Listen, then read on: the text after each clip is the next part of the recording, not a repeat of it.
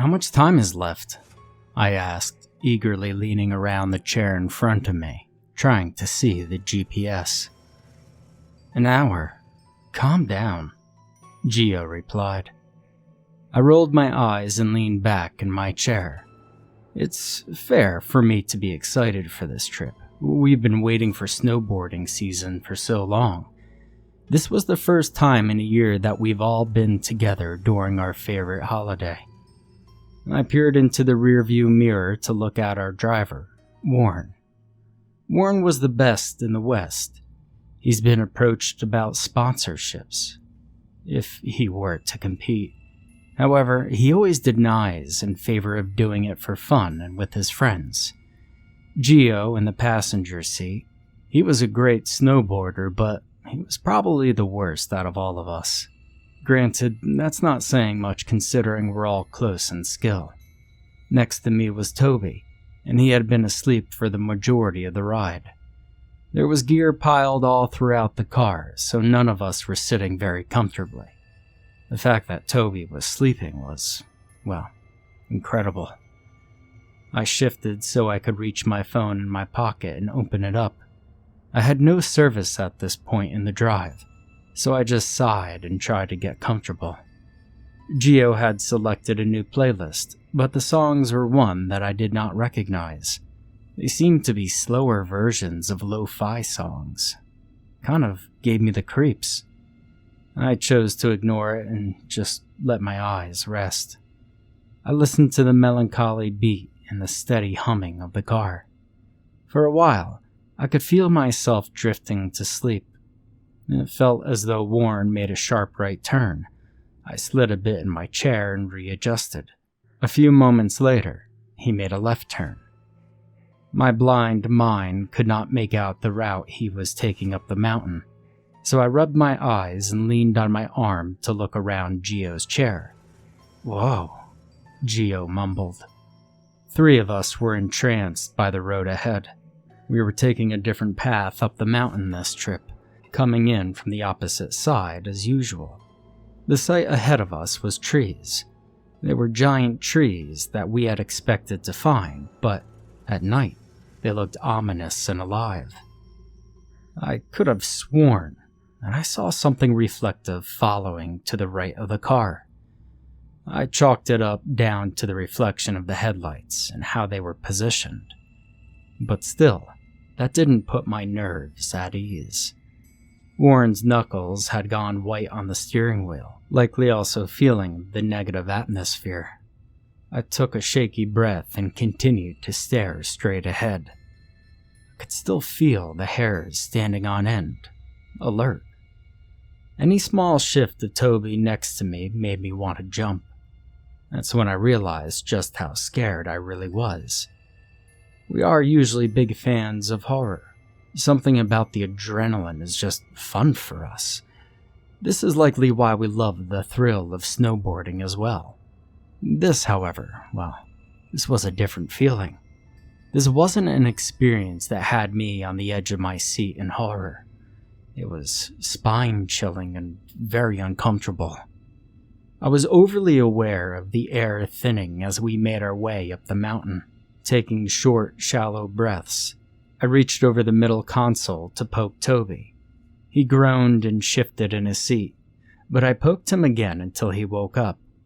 He rubbed his eyes and looked at me, mouth open to complain, but stopped when he saw my expression. He turned to look at the front, and I saw him visibly shut down, sitting more rigid and his eyes narrowed to try to make out the forest ahead of us. I turned my attention back to the front of the car, feeling safer if I could see ahead of us. The music gave me the impression that we were in the horror movies that we would watch. Small specks began to drop from the sky. I heard Warren let out a deep breath and lean back in his chair. It had begun to snow. I saw Towey check his phone, but drove it angrily in his pocket after a moment. That's right. We didn't have service. There's nobody to call if we crash or if the car breaks down. It seemed that Warren had the same thought, speeding up a bit once we hit any straightaway. I peered through the hole in the gear to see if there was any cars behind us. To my dismay, there weren't. Turning back around, I saw an incline. We began to speed up, much more than before. To our right was forest, as dense and terrifying as it had been the entire ride. To the left, though, the forest had fallen off, and it was a straight drop into darkness. My heart dropped into my stomach when I felt Warren press the brake slightly. The tires locked up a bit, and the car began to drift left. It turned until it had made a 90-degree turn. We had stopped, but we were facing the cliff. The music had slowed down and was now glitching in and out, an effect of Gio's phone beginning to die. "Just shut off the damn music, Gio," Warren snapped, not turning his gaze from the scene in front of us. The music was shut off moments after, and I felt as though I came down from a high. The adrenaline from the turn had all of us audibly breathing hard, eyes wide in fear. Just as Warren went to put the car in reverse, the engine shut off. Not only the engine, but the entire car seemed to shut down, the lights inside flicking off suddenly. We were stuck. I dared to turn and look up the road at the forest, and I felt the eeriness in the air. I don't know why, but I felt a draw toward that forest. If I looked long enough, I could have sworn that I could have seen something staring back at me. I kept my eyes locked in that spot. The more I watched, the deeper the pull was. I tugged on the lock and unlocked my door. I felt my friend's eyes on me as I opened the door. Immediately, I was hit with little snowflakes and a burst of frozen air. I shuddered and took a step out of the car. I let out a little breath to see the heat dissipate into the air. My heartbeat had calmed. Something about whatever was in those trees had put me at ease when nothing else could. Gio had panicked when he was looking at me and got out of the car. He seemed lost for words, but when I pointed out where my gaze was, it seemed that he understood. We began to hike up the icy road, allowing the snow to build on our jackets and beanies. 2 more car doors slammed, and only moments later we found our friends matching our strides.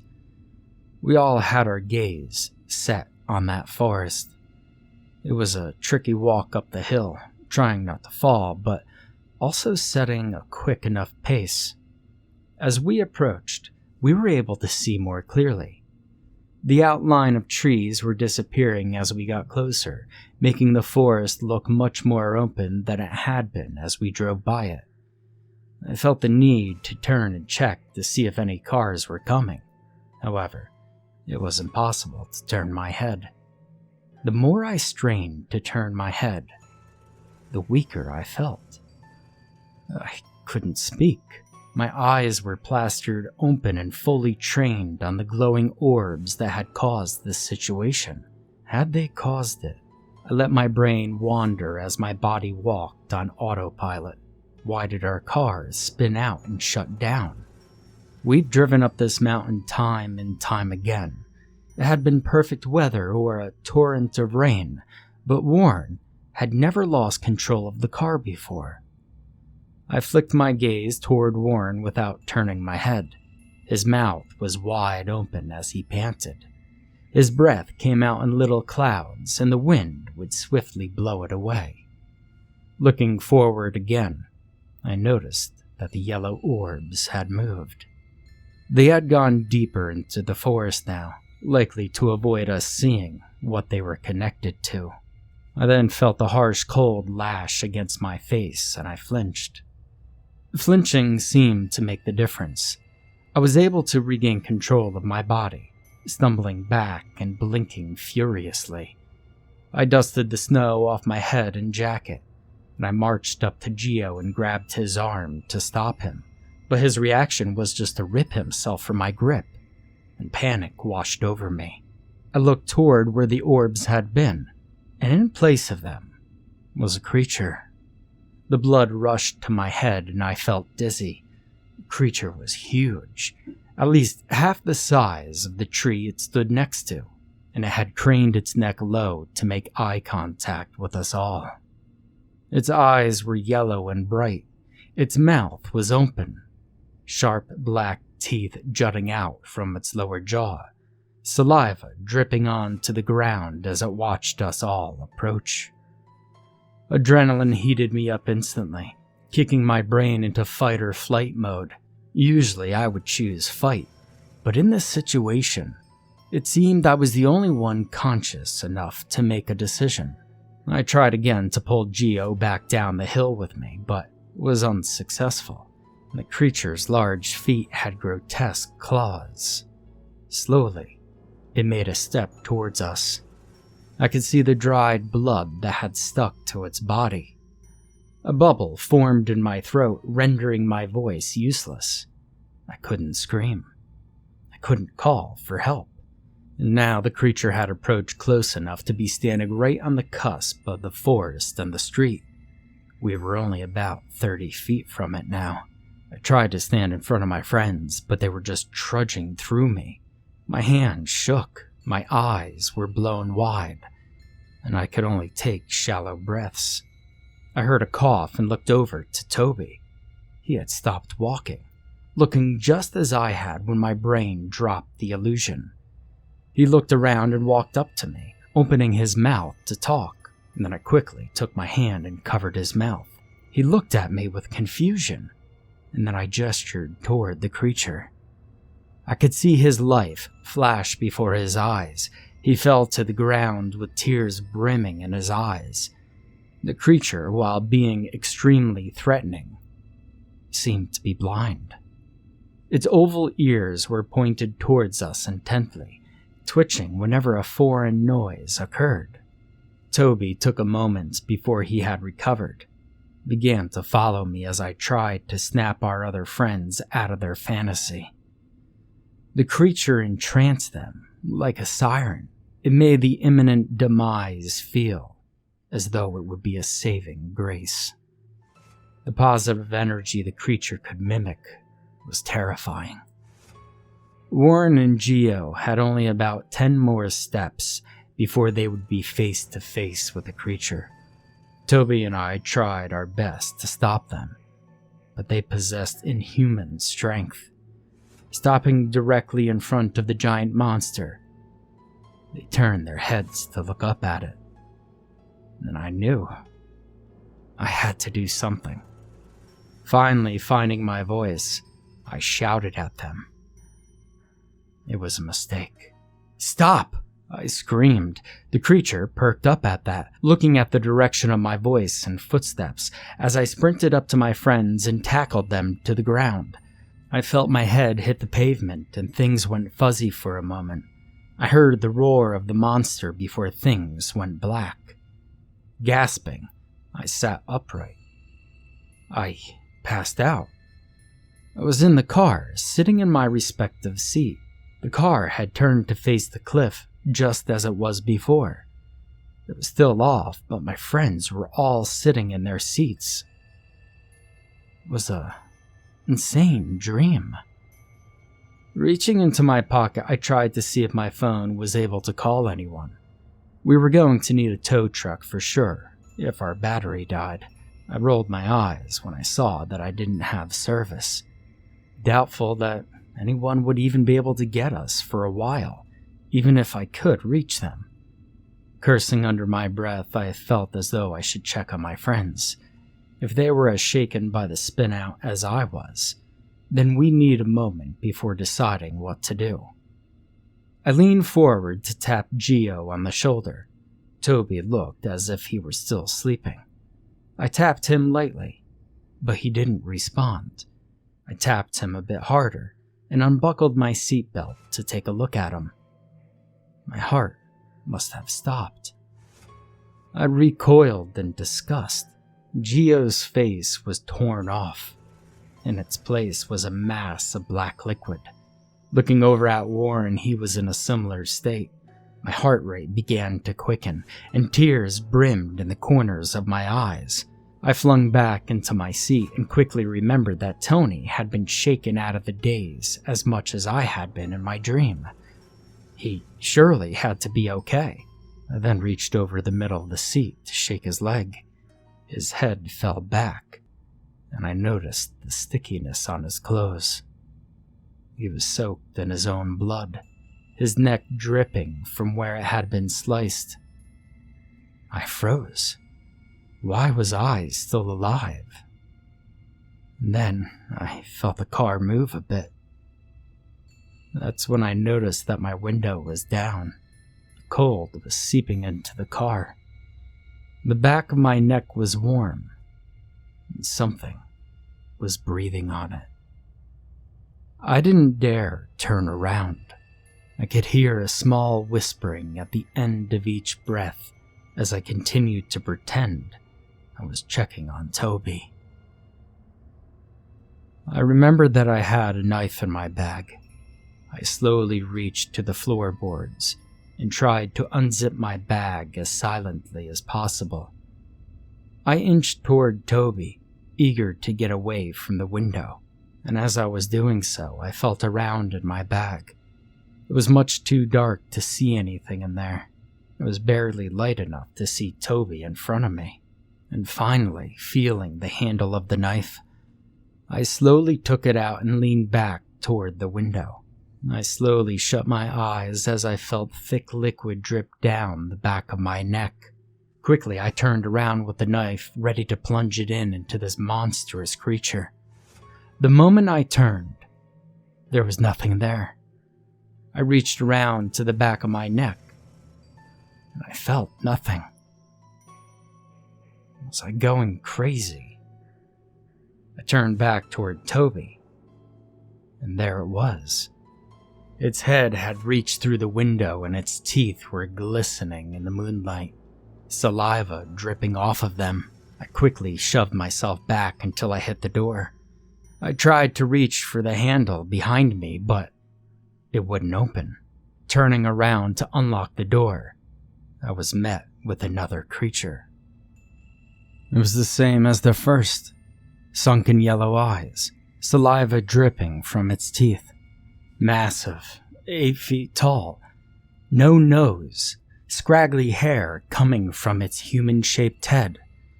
My mind blanked, and I slowly crawled to the middle and up to the front of the car. That's when I saw them. Those dense trees weren't trees at all. They were all walking toward me with heavy footsteps and making the ground shake. I stayed dead still, my panic and anxiety overwhelming me, until I passed out. "Son, you alright?" was the first thing I heard as I came to. I was in the middle of the car, laying out on the armrest between the driver's seat and the passenger seat, my knife still in hand. "Son, put that knife down." I could make out the ranger yelling at me with his gun drawn. I dropped the knife.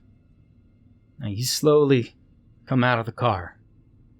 I backed myself up into the back seat, and I slowly opened the door to the car.